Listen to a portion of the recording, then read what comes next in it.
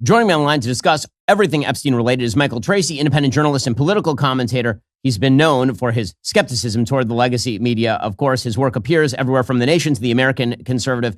Michael, thanks so much for joining the show. Really appreciate it. Great to see you, Ben. You know, I think it's fair to say we've probably found ourselves in disagreement quite often over the years, but it's always so lovely to find these points of convergence. Maybe we can call it our wonderful secret.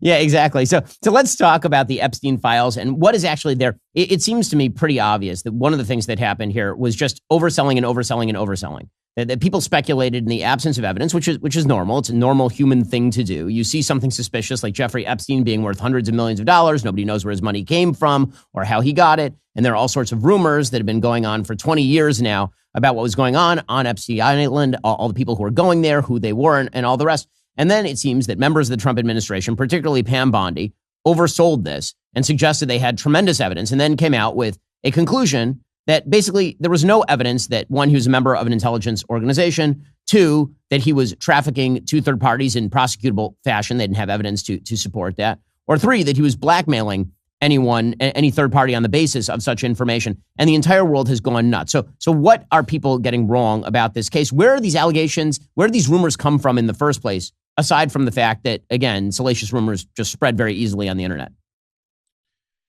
You know, it's a confluence of hysteria that I think informed this frenzied speculation. Number one, you did have people like Kash Patel, who were not particularly scrupulous in their discussion of this matter while they were private citizens. There's now a notorious clip of Kash Patel in late 2023 on Benny Johnson's show commanding the FBI director at the time, Chris Wray, to put on his big boy pants and let us know who the pedophiles are. That's basically a direct quote.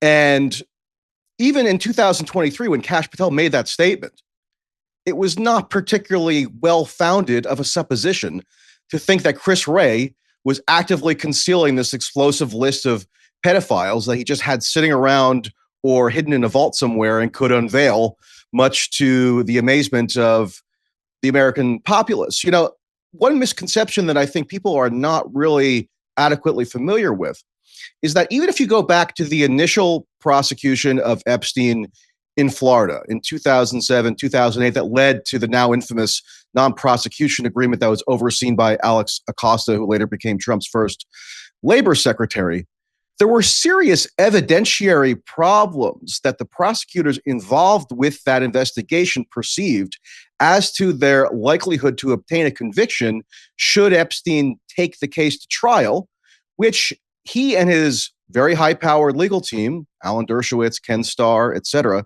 he obviously had the means to get the best representation possible. They were signaling their willingness to potentially take this case to trial, and some of those prosecutors were wary of their probability of success at trial, which is why they were more inclined to potentially get a plea.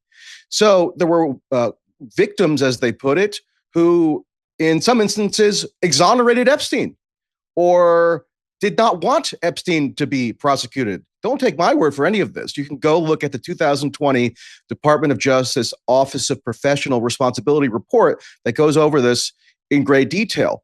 And even the most hard-charging prosecutors, so there was some dissension within the federal prosecutor's office in South Florida about the best manner in which to approach the Epstein prosecution. But even the one who was most aggressive in wanting to go after Epstein acknowledged that none of the victims that she surveyed ever claimed that they had been trafficked to any other third-party individual. It was all in relation to Epstein, to the extent that there were allegations.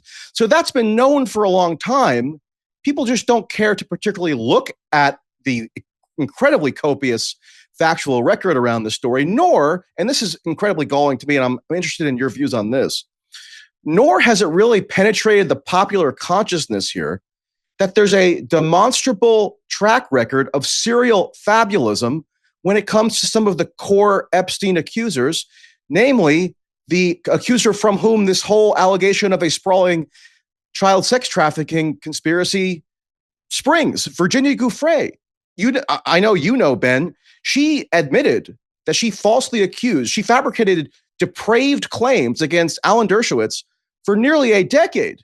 And Alan Dershowitz is an unusual figure in many respects, but he also had the means and the motivation to litigate what he always maintained were defamatory claims against him to its culmination.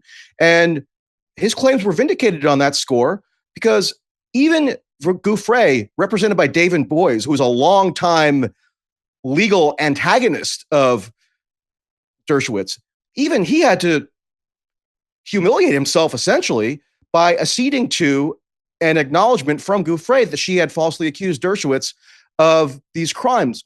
That she had been, how they worded the settlement was that she may have misidentified Dershowitz. Really? You may have misidentified someone you claimed to have been sex trafficked to on 6 or 7 occasions. So that's fatal, one would think, to the credibility of a Gouffre. And there are other confabulations of hers over the years, which explains why when Ghislaine Maxwell was prosecuted in 2021 and went to trial, the prosecutors, led by Maureen Comey, who's now been fired, did not call Virginia Gouffre to testify. They called 4 witnesses, 4 purported victims, who none of whom ever claimed that they had been trafficked to a third-party prominent individual. And I think you'll agree, Ben, that to the extent people are inflamed by this story or that perceive that there's a cover-up, what they think is being covered up is that there's a child sex trafficking ring that implicates all these prominent individuals, whether it's Bill Clinton, Donald Trump, Bill Gates, whomever, and that's being covered up. But I guess what I would say is that, yes, there was fevered speculation that was sort of ginned up by people in the Trump administration and people in the right-wing media ecosystem, some on the left as well. But on top of that, the factual basis for a lot of what people so confidently claim they believe to be true has always been faulty if you do the slightest dispassionate empirical evaluation of the story. So, Michael, the big question I think that people have, and I think the reason that they are so incensed about this entire case is because very often people don't look at these cases at a granular level. They don't read even, as you say, the court records. They don't actually check the evidence. They instead get a sort of gestalt of the case. And that gestalt is sort of like an ex post version of the case, like 140 characters, this case in 140 characters. And one of the elements that people remain very skeptical of and have open questions about, I think justifiably, is where the hell Jeffrey Epstein got his money. So there are a lot of questions about Les Wexner and Leon Black, people signing hundreds of millions of dollars over to Jeffrey Epstein for money management. And then it appears that Jeffrey Epstein, at least according to Leon Black, took some of that money. Now, why was he getting those amounts of money? This leads people to believe that the only reason you would do that is because you're being blackmailed. And so if he was blackmailing them, maybe he was blackmailing others. That sort of that situation with Wexner and Black particularly is used as sort of the gateway into the rest of the theory about Epstein. What do you make of Black, Wexner, where Epstein got his cash? Well, first, just in terms of how people absorb information about this story, you're right. They're absorbing the most kind of tantalizing snippets that they consume on social media or in popular media, or, for example, on Netflix. There's a hugely popular Netflix documentary on this that came out in 2020. I think one of the problems, and I'll address the issue of Epstein's wealth in a moment, but one of the problems with this, with the public perception, is that really is informed by a lot of popular media that was overly credulous toward the purported victims. That did not identify that there was an obvious financial incentive for the purported victims, who I'm not disclaiming have any claim to have been harmed whatsoever in every respect. But still, there's a very clear incentive for these people to have dramatized their claims or made the most maximalist versions of their claims. Because you know why? Especially upon Epstein's death, by way of his estate and then by way of settlements with J.P. Morgan and Deutsche Bank, an enormous amount of money became available for self-identified victims to petition for. And under the terms of these settlements, quite unusual and quite remarkable, the victims were permitted to file claims for remuneration up to $5 million with the Epstein estate in a format that was non-adversarial and confidential. So they were not going to be cross-examined, and they were not going to be publicly disclosed. So there was no downside reputational risk if they, let's say, inflated some of their claims in order to maximize their prospects of obtaining the largest possible financial settlement. And when people watch Netflix, there's Netflix documentaries, none of this context is given, nor are the demonstrable confabulations of some of the victims that they feature noted, because this a lot of the renewed interest around the story did flow from Me Too. Julie K. Brown, the author of that Miami Herald series that really reinvigorated the Epstein story, actually, she claims, inspired prosecutors to go after him again after the non-prosecution agreement in the 2000s. Me Too has a large cultural role here, and of course, what's like a central tenet of Me Too? Believe victims, believe women. I thought people on the right were supposed to be skeptical of those mantras, but oddly, on this subject, they seem to have bought into the Me Too mentality in certain respects. And so, but I'm willing to acknowledge or concede anything that is demonstrably within the factual record. I want to be as evidence-based as possible. And so it's easy to see why people are so intrigued and titillated by the story, why there's been such a sustained fascination with it. And one of the components is Epstein's wealth. Would I love for there to be a full forensic audit of every aspect of Epstein's wealth, like where he stored it? Were there overseas accounts? Seems probable. I mean, this guy was an international jet setter who did consort with an astonishing array of prominent individuals, whether it was former Israeli Prime Minister Ehud Barak or the British royal family. I mean, this is known. And so it would not shock me at all if we still lack the full contours of the information as to how he accumulated that wealth. So I'm all in favor of maximum disclosure, transparency, but there is a lot on the record. It's not a total mystery. We do know that he got in with Wexner, who was at that point one of the most wealthy people in the United States. He owned Victoria's Secret. That's probably how Epstein ended up cavorting with Donald Trump, because they both shared, let's say, an interest in attractive young models. Trump was a beauty pageant proprietor, so it's not that unfathomable that he would have crossed paths with Epstein in this regard.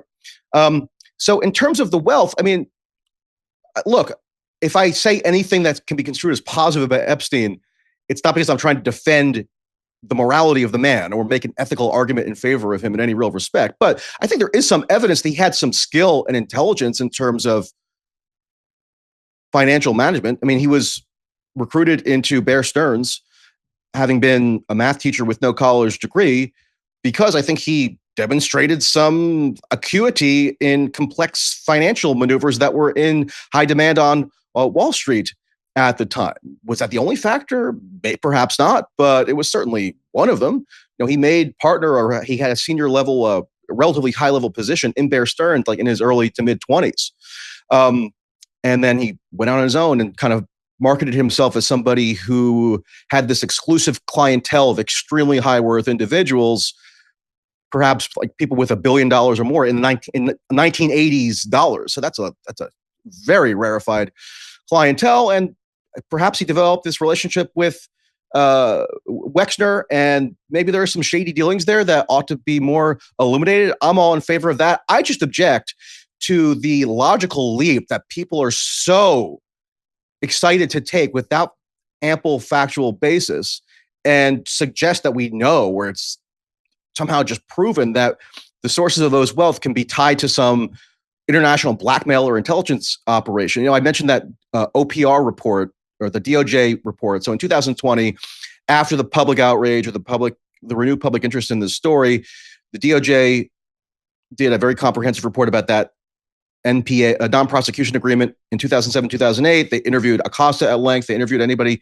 that they could find who had a DOJ association. And there's an incredible footnote in that report that you never hear mentioned, or rarely hear mentioned, because what people who believe the most maximalist version of the story want to believe is that there's an Israeli intelligence component or CIA or whatever nefarious purposes. And I don't necessarily deny that it's totally implausible. I don't believe, rather, that it's totally implausible that Epstein could have interfaced with like Israeli intelligence, people with some connection to Israeli intelligence over the years, because he had this known association with Ehud Barak. When he was a former prime minister at that point, but when he was prime minister, he would have overseen the Mossad and so forth. So, I mean, look, let's just like stick to what's plainly known in the public record and like draw inferences from there.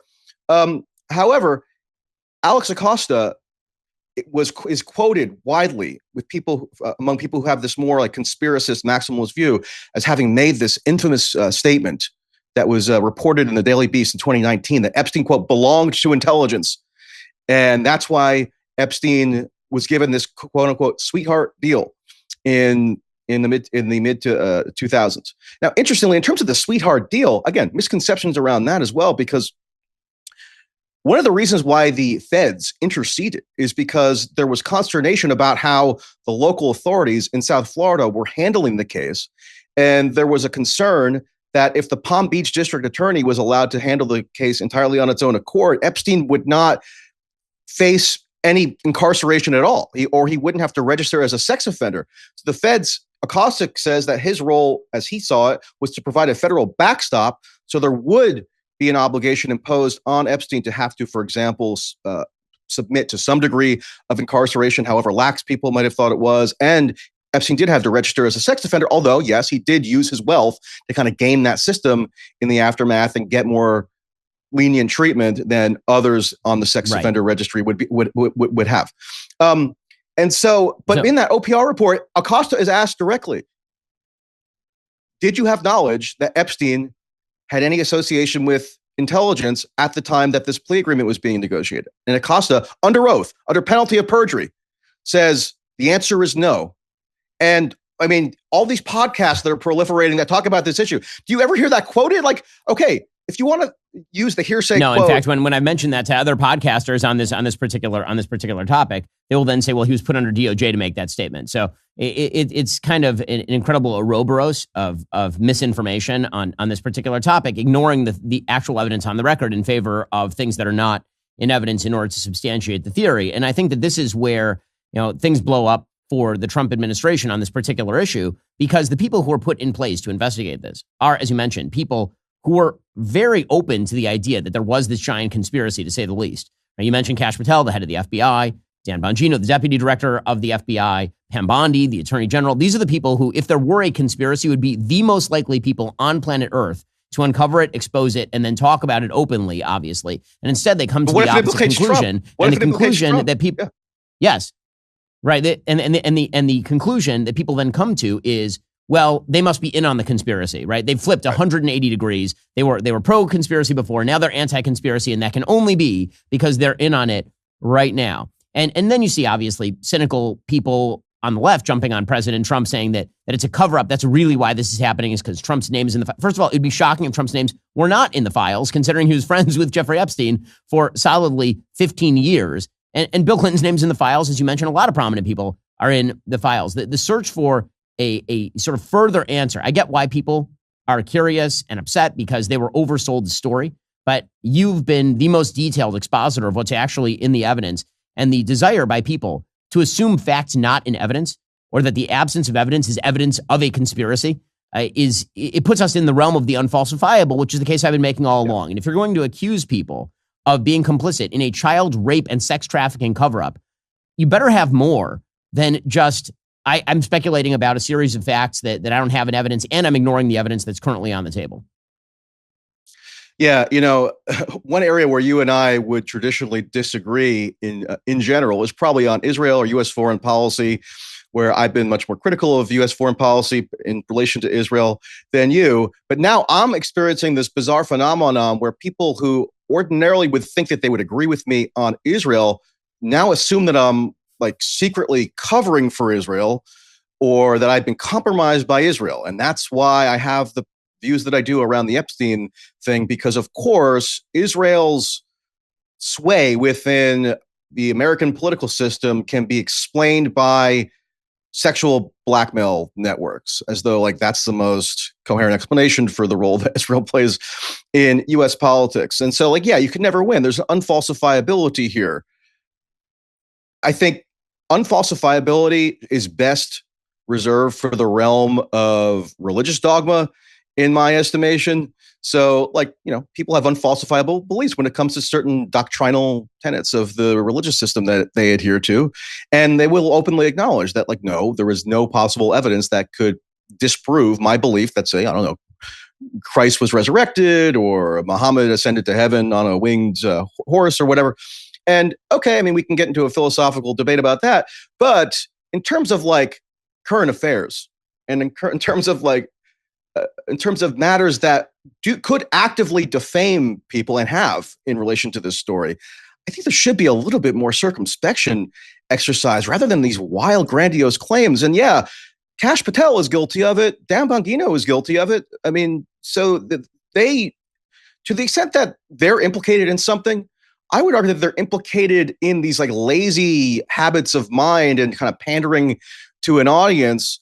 And, Kash Patel perhaps should apologize if he wrongly impugned, like Chris Wray, for instance, who he personally accused of concealing the quote unquote Epstein list or a list of pedophiles. And now Kash Patel's in that exact same position. And, by his own logic, I guess he would also be indicted by what he was accusing Chris Wray of. So as just as a matter of like public decency and honor, I mean, I think he should give some accounting of that. But the thing is, people don't want him to account for that. They want him to account for the conspiracy that he is assumed to now be party to.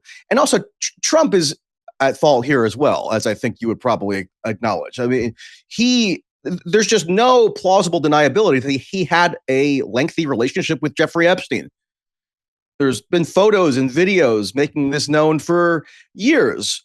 Obviously, to the extent that there's an Epstein file, and we also have like semantic confusion, what that would even consist of. I mean, there was this anticipation engendered that the Epstein file will be like a consolidated Excel spreadsheet listing all the people to whom Epstein trafficked minors or something.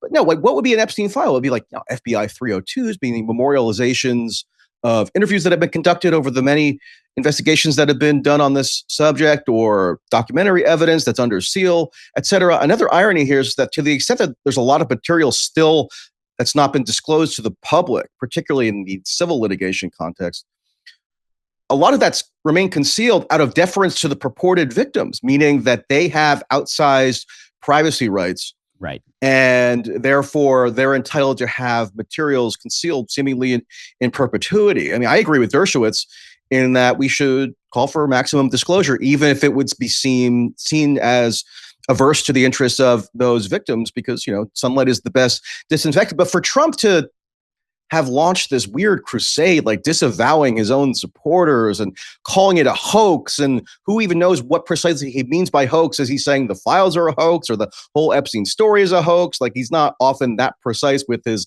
language. Maybe if he were a lawyer, maybe he would be a bit more legalistic, but he's a reality TV show host and entertainer, and so he just kind of talks in sort of maybe sometimes ambiguous generalities. But yeah, I mean, if I were advising Trump, which I'm not, but if I were advising him, I would say just be open about it. Like, yeah, you attended social functions with Jeffrey Epstein. Perhaps you did send him a birthday letter. I mean, they want to just deny that. I find it implausible that the Wall Street Journal would have fabricated something. But I think, to do this routine where it appears as though you have something to hide just gives fuel, douses this whole thing with additional fuel to the fire. I mean, I agree with you. To be fair to President Trump, I will say that when he was asked about the Epstein files in 2024, he said there was a bunch of crap in there also. He said, I want to do full disclosure, but he did actually say there's a bunch of stuff in there that is non-credible and all the rest. And you can understand his frustration, because from his perspective, he's had a very successful month. He had the one big beautiful bill. He struck Iran's nuclear program. He's pushed forward with apparently there's an impending peace between Azerbaijan and Armenia. Like, there's a bunch of stuff actually happening in the world. He got a settlement from Columbia University, and everybody on his side, on the internet at least, is talking about the Epstein files. And he's like, guys, this is all old. Why are you bothering me about all of this? And Michael, I think this is where we can sign off on this. Well, what this says about sort of the American body politic right now is that there is a very large scale incentive structure that has been constructed, particularly online, to suggest that there is an elite cadre of people who run your life. And those elite cadre of people who run your life are probably in league with Satan. And so any conspiracy theory that sort of ties into that is going to become incredibly popular online. And this is not to say that there aren't conspiracies, because clearly there are conspiracies. Clearly there are people who get together, and there's evidence of those conspiracies where they get together and they do things, right? This is a point that Karl Popper has made. To pretend there are no conspiracies is silly, but usually we can tell there's a conspiracy by the people who get together and actually do the thing. So, for example, you can say that Anthony Fauci and company were trying to silence particular people when it came to their take on the COVID lab leak theory, right? We actually have evidence of that. We have emails of that being sent back and forth. You have evidence. The Trump-Russia conspiracy. Some of the Russiagate materials. Yeah. Correct. Russiagate right? had many conspiratorial elements. Yeah. Exactly. So it is not to deny that conspiracies exist, that we're talking about this, but it is to say that if you are going to allege a conspiracy, especially one of this magnitude, that should require some evidence as opposed to just speculation. And there is something dangerously awry when people are so enthusiastic for the narrative that they are perfectly willing to simply ignore any and all evidence that is put in front of them and assume that absence of evidence, again, is evidence of the conspiracy itself. Yeah. And as you may recall, Ben, I was a very early skeptical chronicler of what came to be known as Russiagate, or Russian interference in the 2016 election. I gained a lot of followers and supporters on the right, even though I had been seen as having been on the left, because I viewed this as a essentially unfounded conspiracy theory to undermine Trump that had been generated by elements of the national security apparatus, CIA, FBI, NSA, to basically criminalize differences in foreign policy views. And so there was a time when, people on the right and even in the Trump administration tended to really like me. And, but political dynamics can be fickle over the years. And now people think that I'm more hostile to Trump. It doesn't particularly matter. But that's all to say. I mean, there is this ever-present instinct of conspiracism in the body politic. And has it been amplified by the internet and accelerated by the internet? Sure.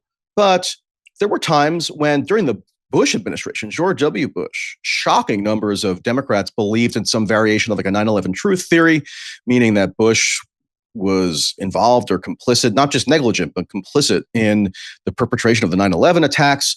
Trump Russia, or Russiagate, you had supermajorities of Democrats believing not just that there was quote unquote Russian interference in the election, meaning that somebody with some connection to some potential Russian state actor bought some social media bots and put out stupid stuff on Twitter, but that Putin tampered with the actual voting systems and it illicitly stalled Trump into office to subvert the American electoral system. So these beliefs are very common. And one thing I remember hearing from like an embittered Democrats or people on the liberal left when I was critical of the Russiagate narrative was them saying to me, where there's smoke, there's fire. So you can always like postulate the existence of some smoke. You can also always throw spaghetti at the wall and come up with all these disparate data points that you say must add up to something, even if you don't have a coherent theory for what they really add up to, or like how one X leads to Y. I mean, some of these people really should probably go and take a rudimentary philosophy, like 101 class or something. It can be helpful. You mentioned Karl Popper. He gifted us that concept of unfalsifiability that actually is a helpful sort of heuristic for evaluating news events. And then on Epstein, there's another component here, because like the online right in particular really does have a certain need to be perpetually